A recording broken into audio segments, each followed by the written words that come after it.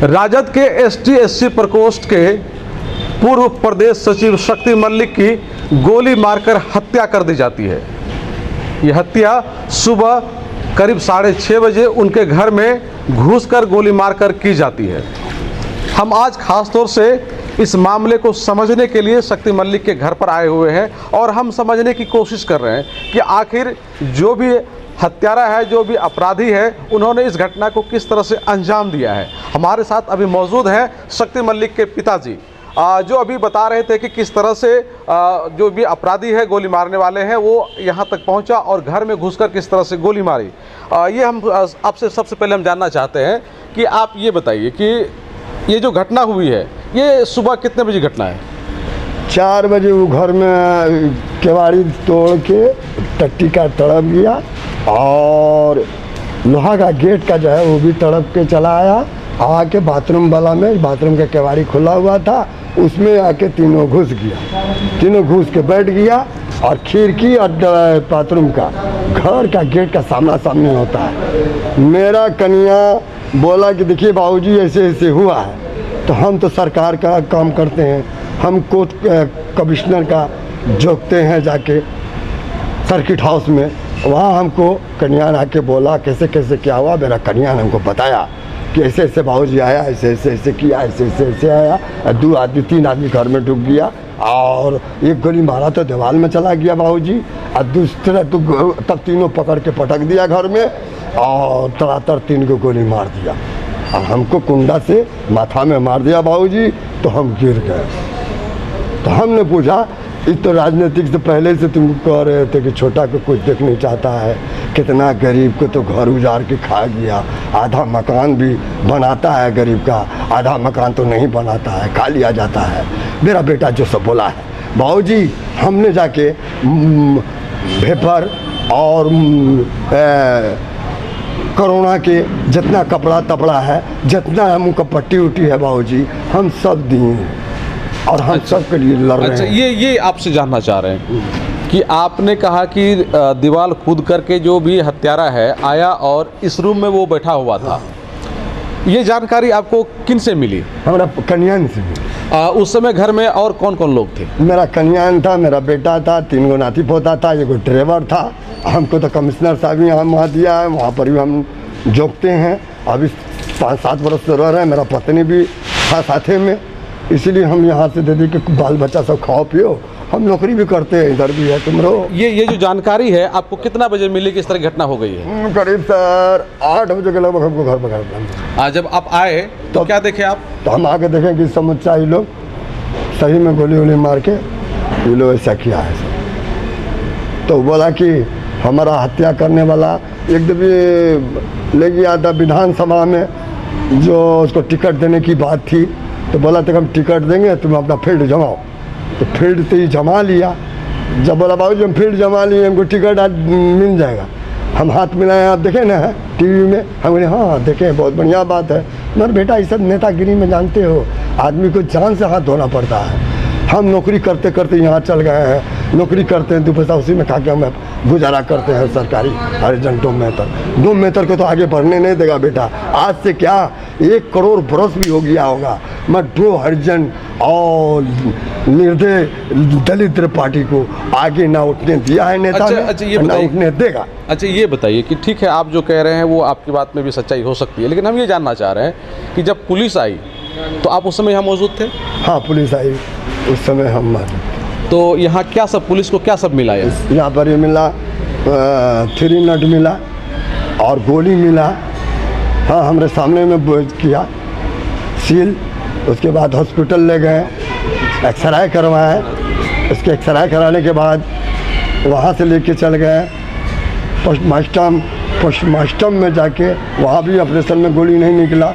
तब ले गए सरकारी हॉस्पिटल में ले भेजा। वहाँ गया तो लाइट बंद था, लाइट खोला तब जाके सर गोली 3 नट का लंबा वाला निकला। अच्छा, इस दरमियान जो गोली मार करके वो लोग भागा तो उसका कुछ सामान यहाँ छूटा या फिर वो लोग, उस लोग का चप्पल छूट गया था सबका। ये जिस जगह बैठा था जो गुसलखाना घर में, वो भी सीज किया गया।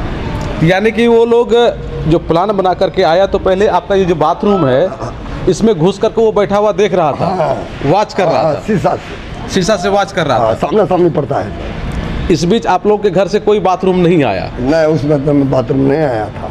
बाद में हमारा बेटी पुतौआ जो आया ये बच्चा को पखाना धुलवाने, और जब केवाड़ी जो खोल दिया तखनिए ठोक के जाके ठोक दिया। अच्छा, केवाड़ी जब खोला उसके बाद वो लोग घर जाके घुस सब गए। तीनों घुस गया। वो इंतजार में था कि किस तरह से केवाड़ी खुले, यहाँ से सैंपल मिल रहा है ना सर, वो इंतजार में था कि कब ये केवाड़ी खुले जो हम तीनों, तो भगवान की कुदरत जो 1 घंटा और नहीं खोलता तो ये सब भाग भी जाता, क्योंकि दिन निकल जाता। तो केवाड़ी खुलना ही गलती हो गई। हाँ, केवाड़ी इसका खुलना ही गलती हो गई। तो ये तो उनको तो पहले से पता था नहीं जो कि केवाड़ी खोल दिया। हाँ, तो पहले से पता नहीं था कि आज हमको मारने वाले हैं। अच्छा, तो उसके बाद जो घटना को अंजाम देने के बाद वो लोग किधर से भागा? ये सर इधर से देवाल सड़क को भागा। तो इधर तो उधर थाना पड़ता है, केहाट थाना। थाना तो पड़ता है सर इधर से भागा है, उधर से वो अच्छा। रास्ता मिलता है गली। अच्छा, गली से निकल गया। हाँ। अच्छा, ये बताइए कि ये जो आपका जो ये घर है, ये चारों तरफ जो है कहा जाता है कि प्रशासनिक लोगों का घर है। यहाँ बगल में आपका STSC थाना है, बगल में DDC साहब का आवास है जी। इधर SSB कैंप वाले का। SSB कैंप वाला वो तड़पते हुए बयान दिया है वो कि 4 बजे भोर के 3 आदमी टट्टी तोड़ के आया है, दिया है गवाही। टट्टी तोड़ के आया है, जमींदार साहब के घर में घुसा है और 6:30 बजे हल्ला हुआ है। 6:30 बजे हल्ला हुआ है। हाँ। उसके बाद वो लोग इधर से भाग गया। भाग गया। अभी तक आपको ऐसा कुछ जानकारी मिली है कि इस मामले में कौन शामिल हो सकता है? ऐसा तभी हमको नहीं मिला है सर। कन्याने से हमको सब पता मिलता है कि कौन कौन नेता है, कौन कौन क्या है, वो सब का नाम भी जानती है और वो सब का पता भी बताया है। और जो कातिल है, जो नेता में उठाया था वोट, जो 50 लाख रुपया मांग रहा था, नहीं दिया तो उसको नहीं दिया टिकट, नहीं देने के हटा दिया। उसका पुतला जलाया गया पटना में। पुतला जलाने के बाद 10 दिन के बाद गया रानीगंज से धमकी दिया, जैसे मोबाइल में देखे हैं, सुने हैं। और समूचा अच्छा, वो मामला तो लगभग सबको पता हो गया है कि धमकी दिया गया था, पुतला दहन किया गया था। उसके बाद कहा गया था कि शक्ति मलिक ने आरोप लगाया था कि 50 लाख रुपए मांगा जाता है। फिर उसके बाद आरोप है कि शक्ति का भी लगी, यही सब हमको, हम मर भी जाएंगे गरीब के चलते। तो यही लोग जिम्मेदार सब आदमी है जो समझ लेना कि कर्मचारी, यही सब आदमी है जो हमको 6 आदमी मिलकर मरवाया है। तो उस आदमी का तो नाम आप लोग FIR में दे दिए? हाँ, उस आदमी 6 आदमी के नाम तो FIR कन्या ने दिया है। कन्या ने दिया है। हाँ। अच्छा, हम आपसे ये जानना चाह रहे हैं कि जब मान लीजिए कि कोई भी अपराधी इस घटना को अंजाम देने के लिए आता है और आपके इस रूम में रहता है, लगभग 2 से 3 घंटा तक वो रहता है, इंतज़ार करता है, और इस बीच में रूम खुल जाने के बाद ही वो अंदर घुस करके तब अटैक करता है। बात यहाँ तक आ गई है ना? और हमको ये बताइए कि आपके इस घर में किन किन लोगों का आना जाना था?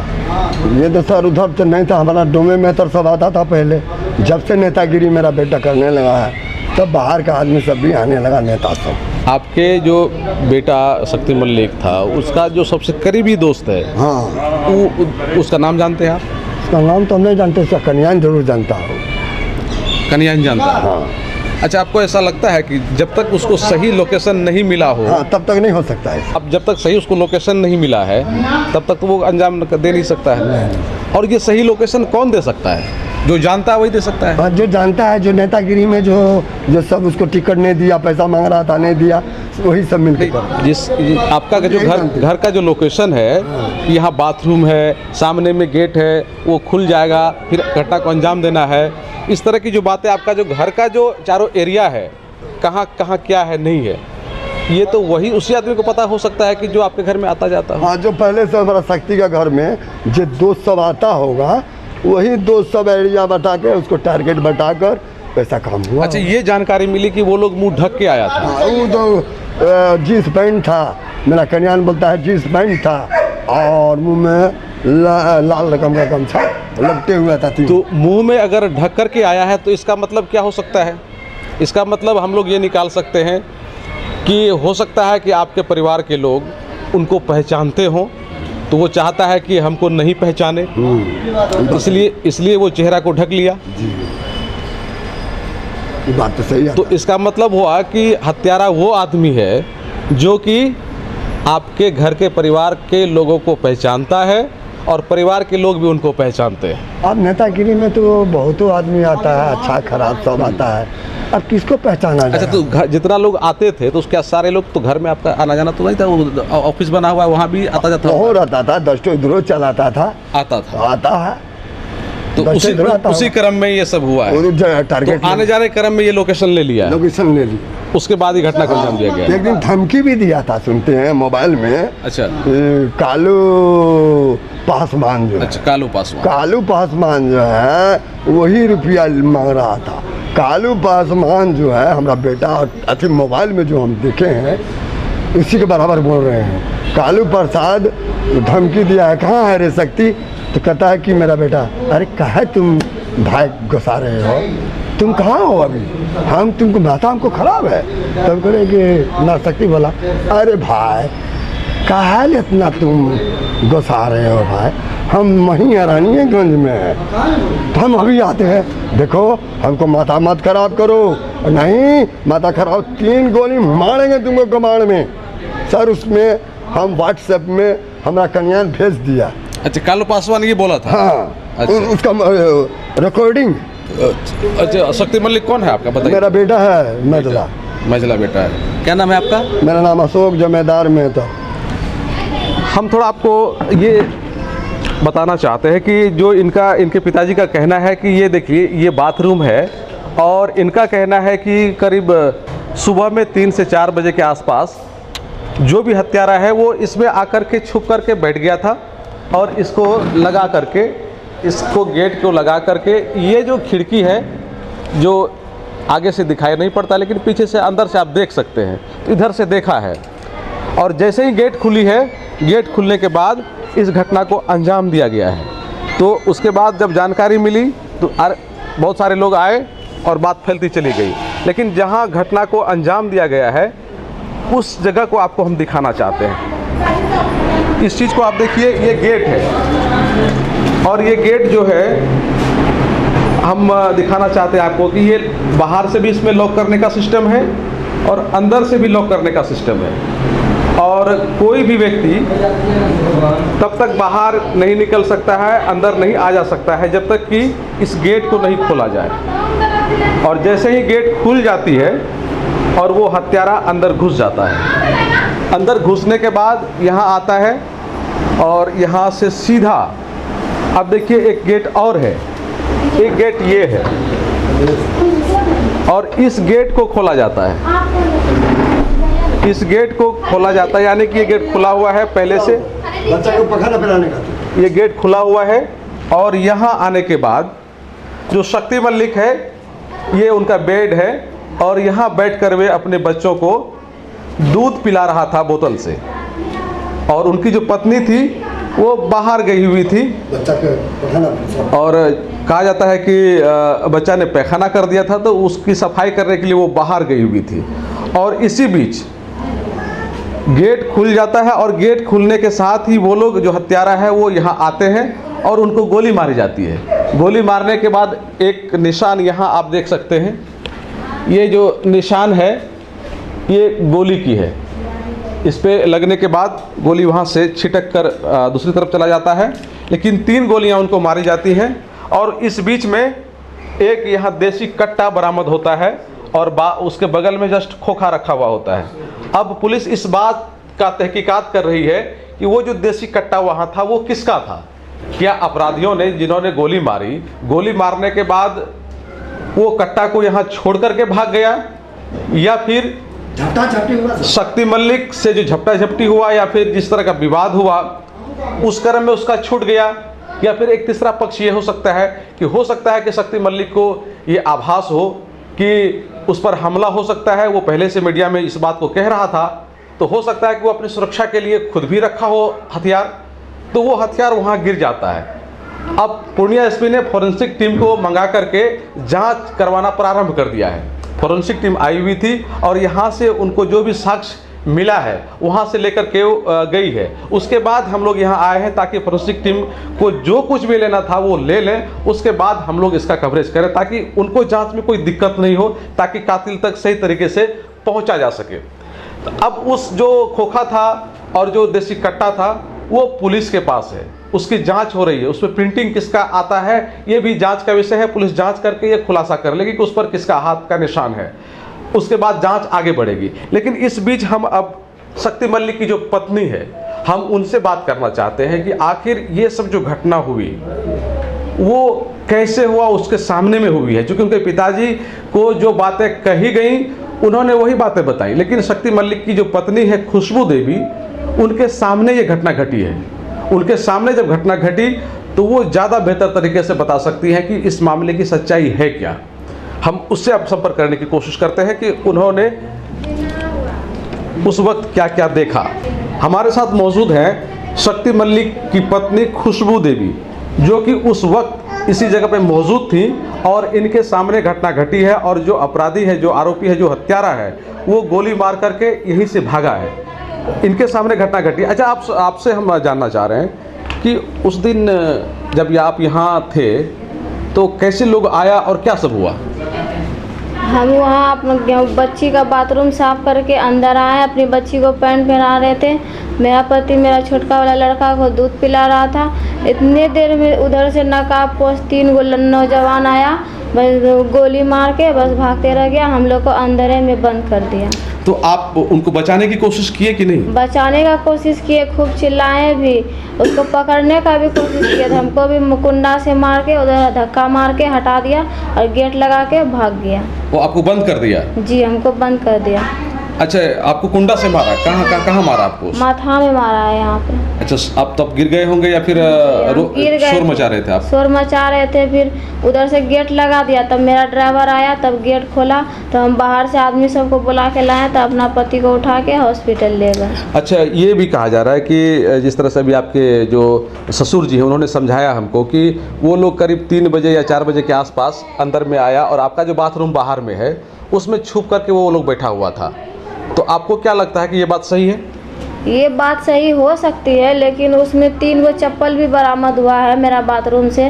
हम ये नहीं देखे कि बाथरूम में छिपा था या नहीं छिपा था, हम नहीं देखे थे। वो जो चप्पल बरामद हुआ वो चप्पल आपके घर के लोगों का है या फिर उन्हीं लोग का था? नहीं, मेरा घर के आदमी का नहीं था। तो वो चप्पल क्या हुआ अभी? तो चप्पल पुलिस ले गई है उठा के, उसका जांच करने के लिए। अच्छा, वो चप्पल उठा करके पुलिस लेके चली गई है, पुलिस जांच कर रही है। तो पुलिस एसपी साहब भी खुद आए हुए थे, बाकी और जो अधिकारी लोग पुलिस के हैं वो लोग आए हुए थे। तो उन लोगों ने किस तरह से यहाँ जांच किया, क्या क्या पाया यहाँ?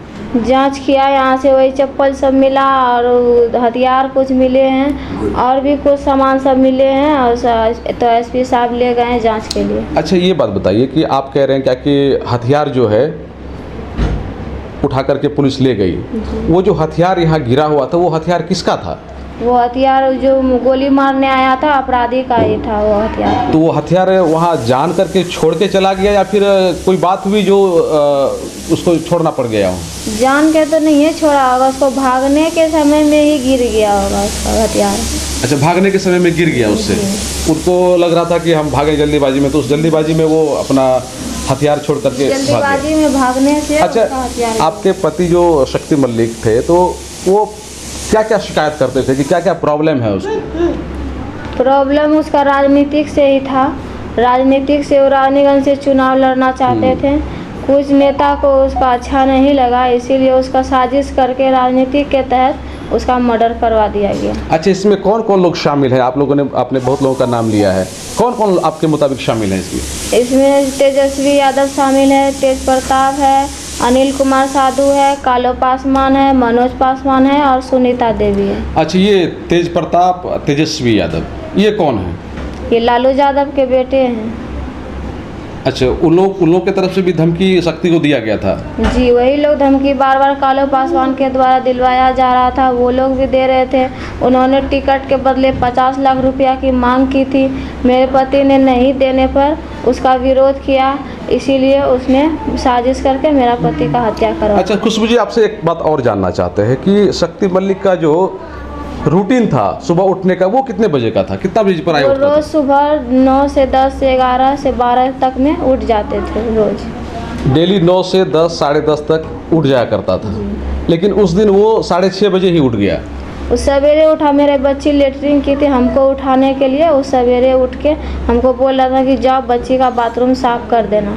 तो वही हम बाथरूम साफ़ करने गए थे, मेरा लड़का रो रहा था तो उसी को वो दूध पिला रहा था। अच्छा ये बात बताइए कि लेकिन वो बाहर नहीं निकले थे, लेकिन हमको ये बात बताइए, ये तो इत्तेफाक वाली बात हुई कि आपका बच्चा सुबह जग गया, नहीं तो उसका डेली उठने का जो रूटीन है वो 9 बजे 10 बजे 11 बजे आप खुद कह रही हैं, लेकिन कोई अपराधी को ये जानकारी कैसे मिल सकती है कि आज वो सुबह 6:30 बजे उठ जाएगा, उसका बच्चा रोएगा, ये जानकारी उसको कैसे मिल सकती है? इसका वही लोग ना सेटिंग किया होगा। इसका सेटिंग के दौरान फुल सेटिंग किया है। इसमें अगल बगल में भी कोई आदमी है जो सेटिंग किए करवाया गया है। इसी सेटिंग के दौरान ही मेरा पति का हत्या हुआ। अच्छा ये बताइए कि आपके घर में जो कि रूम तक पहुंच सके, ऐसा कितने लोग हैं जिनका आपके घर में आना जाना था? मेरा पति तो राजनीतिक में था, तो उसका कारोबार राजनीतिक वाला था, तो उसके पास हमेशा आदमी सब आता जाता ही रहता था। आपने प्राथमिकी में 6 लोगों का नाम दिया है। आपके पति का सबसे जिगरी दोस्त जो कि आपके घर में आना जाना, वो कितने दोस्त हैं आपके पति के सबसे जिगरी दोस्त? जिगरी दोस्त तो कोई नहीं था। जिसको समय पे बुलाता था, जो बात बोलता था, जो काम बताता था, तो वो काम कर देते थे, वो बात सुन लेते थे। उसका बात सब कोई हर कोई मानता था। तो काम के लिए प्रायः किनको बुलाया करता था वो? तो अधिकतर काम के लिए जो जिसको अपना समझता था, तो एगो आफ्ताब भैया जी है और एगो तनवीर भैया जी है, यही लोग को बुलाते थे। कोई भी काम पड़ता था या दुकानें जाना हो, कोई सामान लाना हो, तो उसके लिए तो वो लोग को बुलाते थे। अच्छा ये आफ्ताब और तनवीर, ये दोनों घर के काम के लिए, यानी कि इस दोनों पर शक्ति को ज़्यादा यकीन था जी। और इसीलिए विशेष कोई काम भी हो तो इसी दोनों को बुलाया करता था वो, और वो उनका घर भी आना जाना था। तो वो लोग इस घटना के बाद जानकारी मिली तो कितने देर के बाद वो लोग आए? उन जानकारी मिली होगी, हम तो किसी को नहीं दिए थे जानकारी। तो ऐसा हत्या हुआ था, हम हॉस्पिटल चल गए थे, हम किसी को नहीं दिए। तो वो 3-4 बजे के लगभग में आए थे यहाँ देखने के लिए। पोस्टमार्टम के लिए भी जो ले गए थे तो वो भी वहीं थे, मौजूद थे दोनों, और पोस्टमार्टम के साथ भी 3-4 बजे के आसपास। अच्छा सुबह 6 बजे घटना घटती है। जो आपका सबसे पारिवारिक में सबसे नज़दीकी सदस्य है, आफ्ताब बता रहे हैं और उनका एक नाम और बता रहे हैं, वो उन लोगों को 3 से 4 बजे जानकारी मिलती है तो वो लोग भी आ जाते हैं। लेकिन एक बात यहाँ हमको ये समझ में नहीं आ रही है, वो ये बात है कि शक्ति मलिक का डेली का जो उठने का रूटीन था वो 9 बजे से पहले सुबह का था ही नहीं। वो आप खुद बता रही हैं, वो 9 बजे के बाद ही उठता था। और कोई हत्यारा 4 बजे सुबह में आपके कंपाउंड में आ जाता है और वो वेट करता है और सुबह में घटना को अंजाम दे करके वो 6:30 बजे 6 बजे के आसपास चला जाता है। आपको ऐसा नहीं लगता है कि कोई न कोई उसको पक्की लोकेशन दिया होगा? हाँ, पक्की लोकेशन दिया है, इसमें फुल सेटिंग भी किया गया है। इसमें कुछ अगल बगल का भी आदमी है जो फुल सेटिंग दिया है कि वो इतना बजे उठेगा, इतना बजे उसका गेट खुलेगा, जाओ वहाँ रहना, इतना ऐसा लोकेशन है, वहाँ पे रहना। पूरा सेटिंग के दौरान ही यहाँ पे मृत्यु हुआ है मेरा पति। अच्छा पूरा सेटिंग हुआ है ना? गेट कौन खोला था सुबह में? गेट मेरा ड्राइवर खोला था, वो बाथरूम गया था, गेट खोल के फिर मेरी बच्ची उठ के वहाँ गेटे के पास बाथरूम कर रही थी। तो डबल गेट है, एक गेट यहाँ है, एक गेट बाहर है, तो ड्राइवर आपका बाहर का गेट खोला होगा। ये अंदर वाला गेट कौन खोला? अंदर वाला गेट मेरा पति खोला। मेरा बच्चा बोला कि पापा बाथरूम जाएंगे, तो मेरा पति गेट खोल के बोला जाओ वहाँ गेट के पास कर लेना। तो मेरा पति अंदरे में रह गया, मेरा बच्चा बाहर चल गया बाथरूम करने के लिए। तो हमको उठाया, तो हम उठे तो बोला कि जाओ बाथरूम साफ़ कर देना। तो हम जैसे ही निकल ही रहे थे बाथरूम साफ जाने के लिए, तो वैसे ही उधर से 3 आदमी आया, बस मेरा पति को मारने लगा। नकाबपोश था वो लोग? अच्छा नकाबपोश यानी कि चेहरा ढक करके आया। इसका मतलब ये होता है कि उन लोगों को ये पता था कि अगर चेहरा ढक के नहीं जाएंगे तो जो घर के लोग हैं वो हमको पहचान लेगा। जी, उसको तो डर तो होगा न करेगा कि हम मारेंगे तो ऐसे खुला जाएंगे तो हमको पहचान लेगा। अच्छा ये बताइए कि जानकारी ये भी मिली कि आपके घर में सीसीटीवी कैमरा भी लगाने की व्यवस्था शक्ति कर रहा था? जी, सीसीटीवी का कैमरा बात हो ही रही थी जो ये घटना हुई है। तो यानी कि जो बोले थे कि हम पटना से आएंगे ना तो घर में कैमरा लगवा, यानी कि उस हत्यारा को ये भी पता है कि इस घर में अब सीसीटीवी कैमरा लगने वाला है, तो उससे पहले इस घटना को अंजाम दे दिया वो। इसका मतलब इस घर का जो एक्टिविटीज़ है वो पल पल की जानकारी उसको मिल रही थी जी। और उसी का लाभ वो उठाया है। जो शक्ति सुबह 9 बजे से पहले उठता नहीं था, उस दिन वो सुबह 6:30 बजे ही उठ जाता है और घटना को अंजाम दे दिया जाता है। तो इस तरह से आप कह रहे हैं कि कुछ आसपास के लोग भी लोकेशन देने में शामिल हो सकते हैं। हमको ये बताइए, शक्ति मुख्य रूप से बिजनेस क्या करता था? बिजनेस जो करता था तो हमको बताया नहीं है, उसका जो आधार प्रूफ है हमने दे दी है पुलिस को। और जो हमें राजनीतिक में ही करते थे, इतना ही हमको पता नहीं, है। राजनीति में तो उनको पैसा नहीं आ रहा था, लेकिन पैसा जो आ रहा था वो कौन सा बिजनेस था? आप पत्नी है, आपको ऐसा हो ही नहीं सकता कि आपको नहीं बताया। वो बिजनेस करते थे, अनाज का खरीद बिक्री करते थे और पैसा जो है फिर लगाते थे थोड़ा बहुत, जिस मदद उदद करते थे, सूद पे लगाते थे। जी। अच्छा, सूद पर पैसा लगाने क्रम में किसी से लड़ाई झगड़ा विवाद भी हुआ?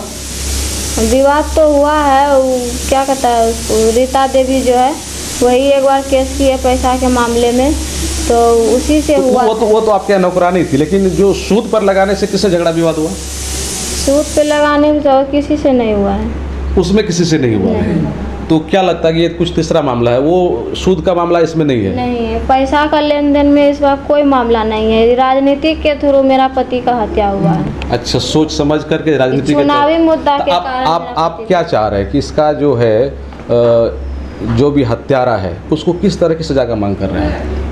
उसको हम यही मांग करते हैं कि उसका जल्द से जल्द गिरफ्तारी हो, उसका जल्द से जल्द सजा मिले और मेरा घर पे और मेरे पास सुरक्षा दिया जाए। सुरक्षा आपको मिलनी चाहिए। अच्छा, वो बताइए कि जो आप कह रहे हैं कि आफ्ताब और किसका नाम बताया आप?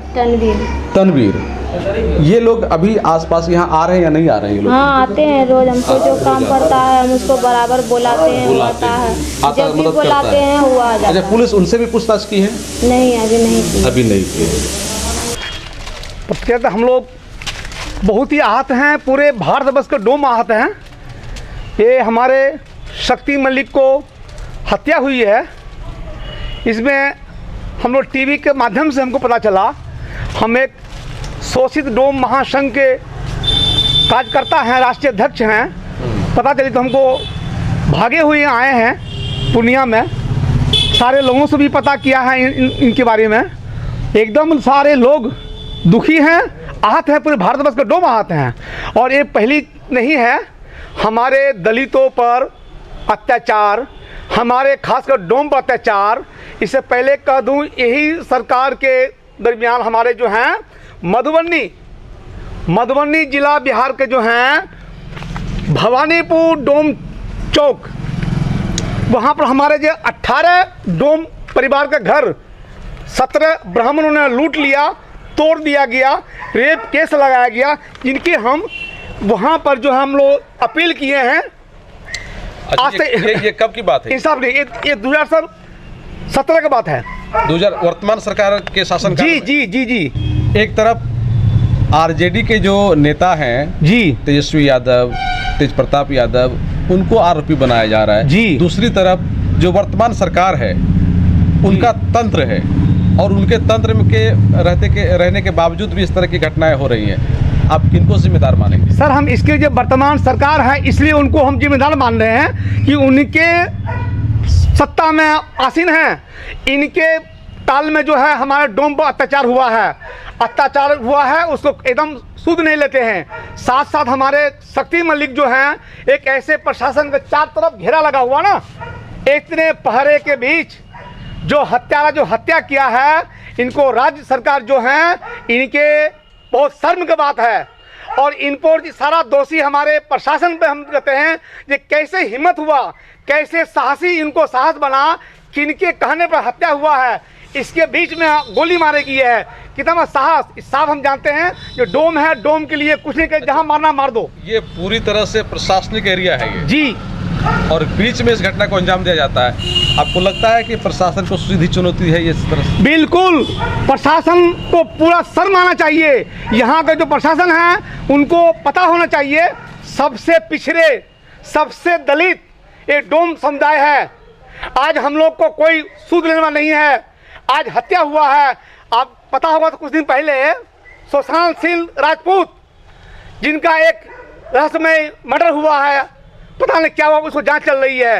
लेकिन डोम के लिए यही हमारा जो है डायरेक्टर जनरल पुलिस सारे मीडिया पर छाए हुए थे, लेकिन जब हमारे 18 डोम परिवार को मधुबनी में घर तोड़ दिया जाता है, उनको लूटा जाता है, रेप में फंसा जाता है, वहाँ पर हमारे जो है डायरेक्टर जनरल पुलिस कभी सूद नहीं लेते हैं।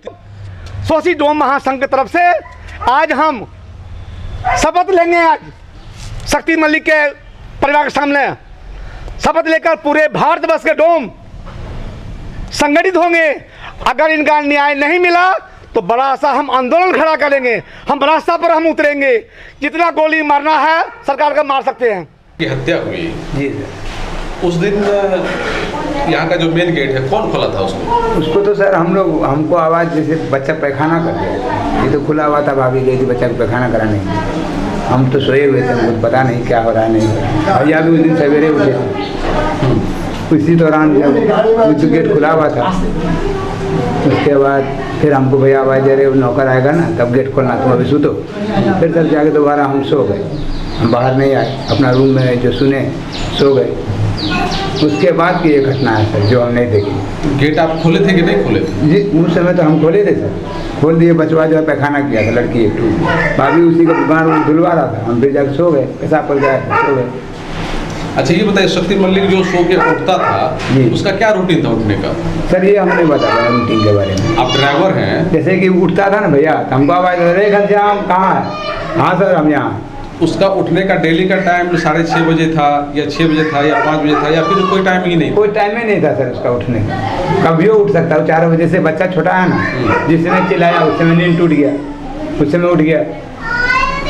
तो किसी दिन वो 6 बजे, किसी दिन 7 बजे भी? हाँ जी सर। लेटेस्ट कितना बजे तक सोता? लेटेस्ट तो 11 बजे तक सोते ही रहता था, 11 बजे के बाद वो नहाता था। आया जिस दिन उसको खबर मिला रात में हत्या हुई तो सवेर में आया, तो उसके रात में तो तनवीर था ही साथ में।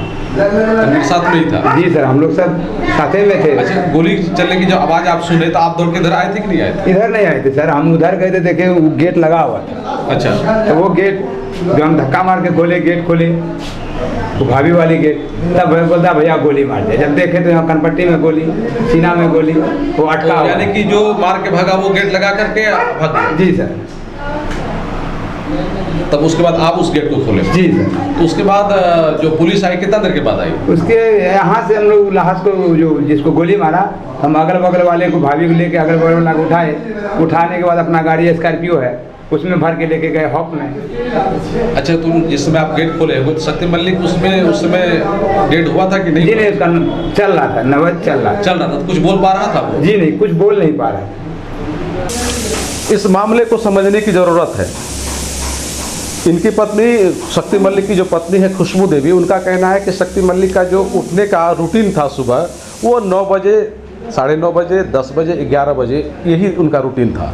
लेकिन उस दिन जिस दिन घटना हुई उस दिन वो 6:30 बजे, 6 बजे उठ जाता है और इनका कहना है कि बच्ची रोती है इसके कारण वो उठ जाता है और उठ जाता है, लेकिन उससे पहले ही उनका कोई इंतज़ार कर रहा होता है, सामने के रूम में उनका इंतज़ार कर रहा होता है। एक गेट नहीं 2 गेट है, दोनों गेट खुल जाता है और दोनों गेट खुल जाने के बाद वो 6:30 बजे अंदर घुसता है और यहाँ शक्ति मलिक को गोली मारी जाती है।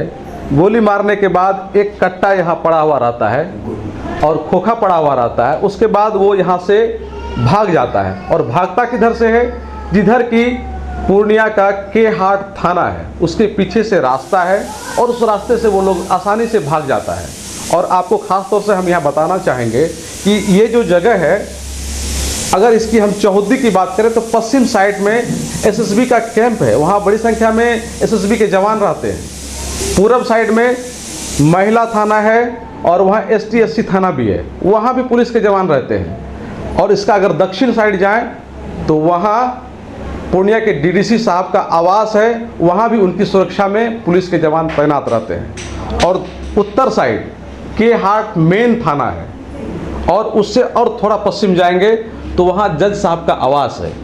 और ये जो एरिया है पूरी तरह से हम कह सकते हैं एक प्रशासनिक एरिया है। ये प्रशासन का पूरा यहाँ जो है थाना है, कैंप है, उनका आवास है, चारों ही तरफ प्रशासन के लोग तैनात हैं।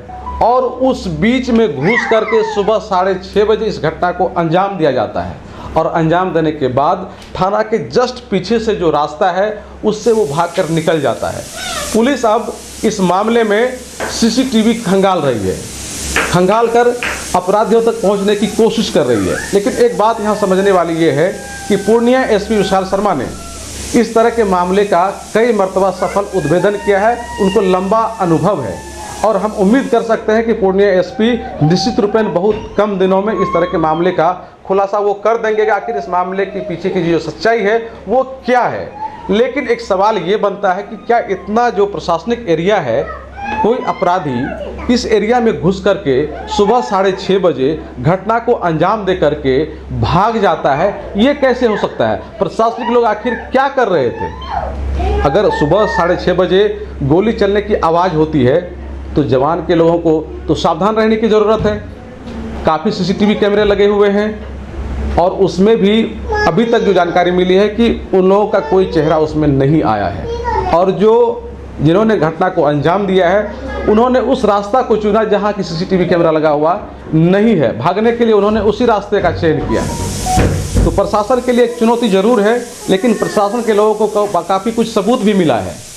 पूर्णिया एसपी ने खास तौर से इसके लिए फोरेंसिक टीम को बुला करके इस मामले का जो है जांच प्रारंभ कर दिया है और जिस तरह से जानकारी अभी तक मिल पाई है, हालांकि सूत्रों के हवाले से जानकारी है, लेकिन अभी तक पूर्णिया पुलिस की तरफ से इस तरह का कुछ खुलासा नहीं किया गया। इस मामले की तफ्तीश कर रही है। उम्मीद है बहुत जल्द इस मामले का खुलासा हो जाएगा और कौन हत्यारा है उसका भी पता चल जाएगा, तब उसके बाद उस पर आवश्यक कार्रवाई जरूर होगी। लेकिन इसमें वैसे लोगों का नाम को दिया गया है जो कि बड़े राजनीतिक छवि के लोग हैं, बड़ा चेहरा है, वैसे लोगों का नाम दिया गया है और बड़े लेवल पर इनका नाम उछाला भी जा रहा है। लेकिन जब जांच होगी तो वो मामला साफ हो जाएगा आखिर सच्चाई इसमें के पीछे है क्या। लेकिन इस बीच पूर्णिया प्रशासन को काफ़ी सख्ती के साथ कार्रवाई करनी होगी, काफ़ी तेज़ गति से कार्रवाई करनी होगी ताकि वो हत्यारे तक पहुँचे। और जो पीड़ित परिवार है, मैं उनके बारे में खास तौर से बताना चाहूँगा कि जो खुशबू देवी हैं, इनकी 2 बेटी हैं, एक बेटा है जो कि करीब 3 माह पहले उनका जन्म हुआ है। तो ये परिवार बिल्कुल अनाथ हो गया है। इनको अब किस तरह से जो एक गार्जियन की ज़रूरत होती है उसकी तो पूर्ति नहीं की जा सकती है, लेकिन प्रशासन इनको न्याय ज़रूर दे सकती है। तो इन लोगों का आस्था है प्रशासन पर, पुलिस प्रशासन पर, वो कि वो न्याय दें।